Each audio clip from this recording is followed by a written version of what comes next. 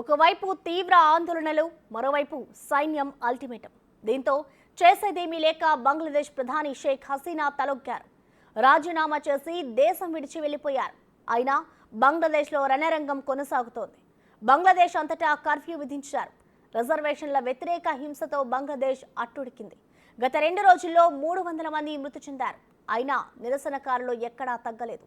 ప్రధాని హసీనా రాజీనామా చేయాలంటూ బంగ్లా అంతటా ఆందోళనలు ఉధృతం చేశారు. దీంతో ఎట్టకేలకు హసీనా రాజీనామా చేశారు.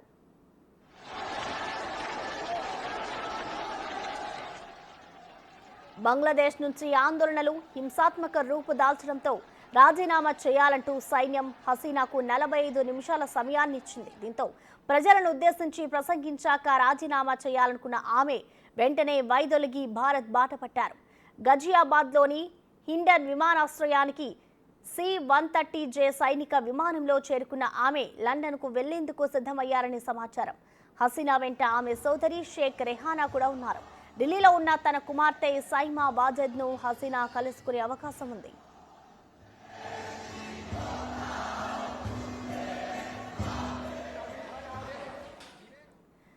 హసీనా రాజీనామా చేసిన వెంటనే ఆమె అధికారిక నివాసంపై ఆందోళనకారులు దాడి చేశారు. గణభవన్లోని సామాగ్రినంతా ఎత్తుకెళ్లారు. కొంతమంది కుర్చీలను, సోఫాలను ఎత్తుకెళ్లారు. పార్టీ కార్యాలయానికి ఆందోళనకారులు నిప్పు పెట్టారు. మంత్రుల ఇళ్లను ధ్వంసం చేశారు. హసీనా తండ్రి ముజిబుర్ రెహ్మాన్ విగ్రహాన్ని కూల్చేశారు. ఢాకా రోడ్లపై ఎక్కడ చూసినా ధ్వంసమైన వాహనాలే కనిపించాయి. మిగిలిన ప్రాంతాల్లోని పోలీస్ కార్యాలయాలకు ఆందోళనకారులు నిప్పు పెట్టారు. ఢాకాలోని పోలీసు ప్రధాన కార్యాలయం పైన కూడా దాడి జరిగింది.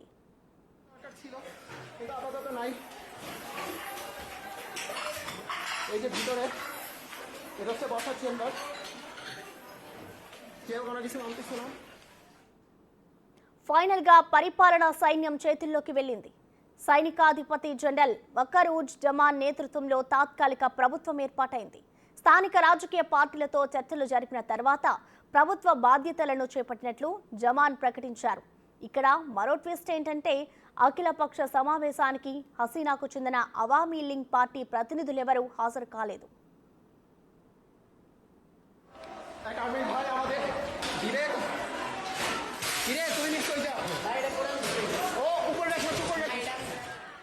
పొరుగు దేశంలో హింస చెలరేగి సైనిక పాలన విధించడంతో భారత్ అప్రమత్తమైంది.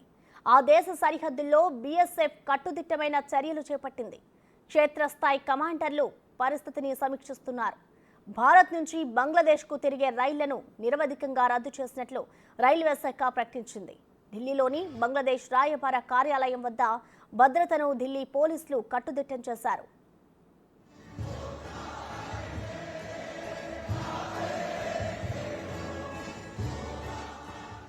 ప్రధాని మోడీతో విదేశీ వ్యవహారాల శాఖ మంత్రి జైశంకర్ సమావేశమై పరిస్థితిని వివరించారు. ప్రధాని అధ్యక్షతన సమావేశమైన భద్రతా వ్యవహారాల కేబినెట్ కమిటీ పరిస్థితిని సమీక్షించింది. బంగ్లాదేశ్కు వెళ్లే ఎయిర్ ఇండియా, ఇండిగో విమానాలను భారత్ నిలిపేసింది.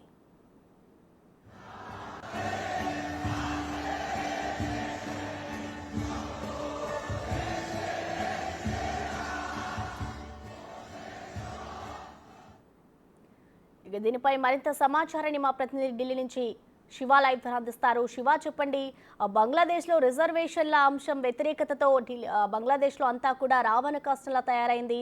దీనికి సంబంధించి హసీనా కూడా తన పదవికి రాజీనామా చేశారు. ప్రజెంట్ అక్కడ సిచ్యువేషన్ ఎలా ఉంది శివ?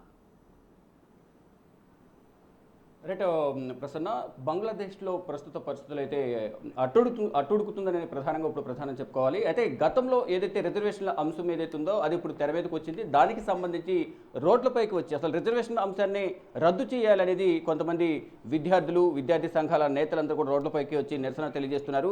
అంటే ఇటు బంగ్లాదేశ్కు 1971లో స్వాతంత్రం వచ్చింది. 1972లో షేక్ హసీనా తండ్రి అప్పటి ప్రధానమంత్రి షేక్ ముజిబుర్ హసన్ స్వాతంత్ర సమరయోధులు ఎవరైతే స్వాతంత్ర పోరాటంలో మృతి చెందిన కుటుంబాలకు సంబంధించిన ఎవరైతే వారసులు ఉంటారో వారికి రిజర్వేషన్లు కల్పిస్తూ 30% రిజర్వేషన్లు కల్పిస్తూ గత ప్రభుత్వం గతంలో స్వాతంత్రం వచ్చిన సందర్భంలో 1972లో ఒక చట్టం తీసుకొచ్చారు.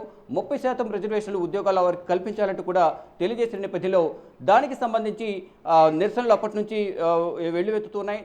2018లో హైకోర్టుకు వెళ్ళారు.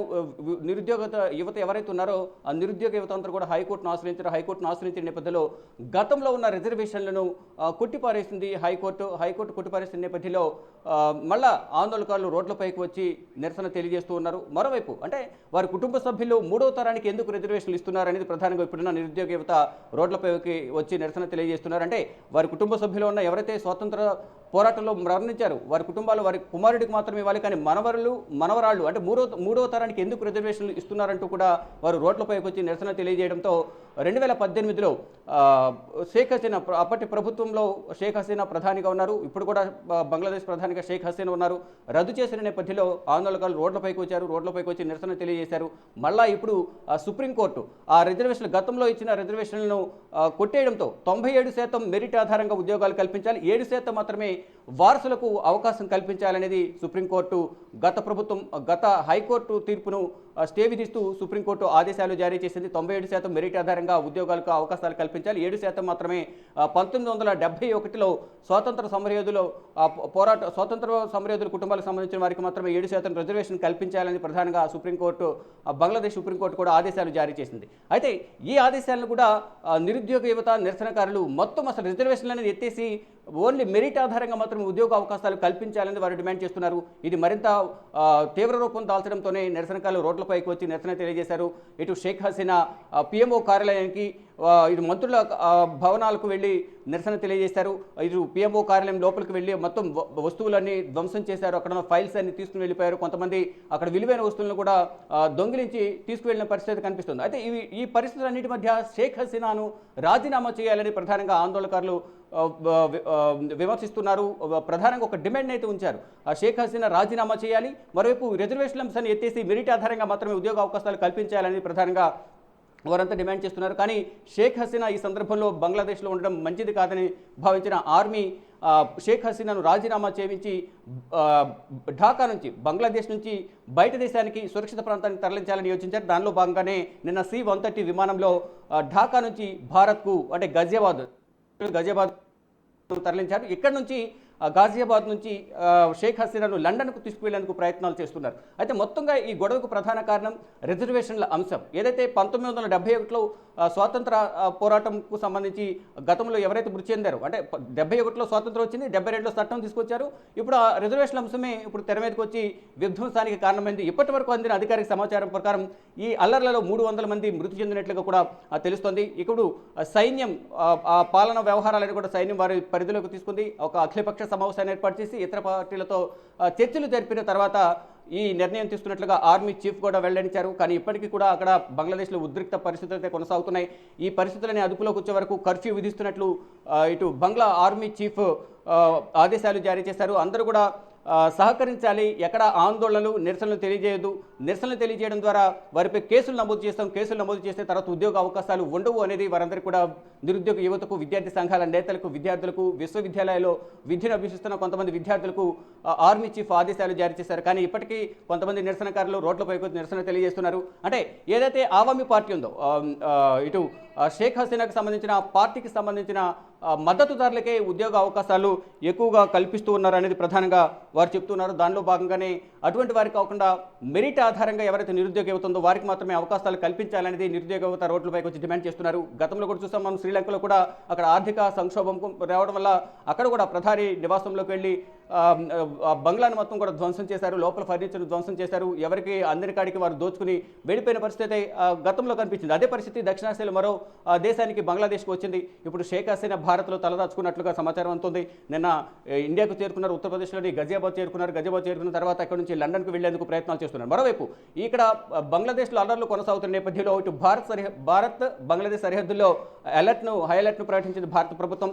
ఇటు బంగ్లాదేశ్ అలాగే భారత్ సరిహద్దు ప్రాంతమైన పశ్చిమ బెంగాల్లో ట్రైన్ ద్వారా రాకపోకలు ఎక్కువ కొనసాగుతుంటాయి. ఈ నేపథ్యంలోనే ఇటు పశ్చిమ బెంగాల్ నుంచి బంగ్లాదేశ్లోకి, బంగ్లాదేశ్ నుంచి పశ్చిమ బెంగాల్లోకి వచ్చే ట్రైన్ వ్యవస్థను కూడా రద్దు చేశారు. మరోవైపు ఈ ఫ్లైట్లను కూడా ఏదైతే బంగ్లాదేశ్ నుంచి ఇటు ఇండియాకు వచ్చేందుకు ఏదైతే ఫ్లైట్లు ఉంటాయో ఆ ఫ్లైట్లను కూడా రద్దు చేశారు. మొత్తం పరిస్థితి అంతా అదుపులోకి వచ్చే వరకు కూడా ఎటువంటి రాకపోకలు సాగకుండా చర్యలు తీసుకోవాలని ప్రధాని నరేంద్ర మోడీ ఆదేశాలు జారీ చేశారు. ప్రసన్న.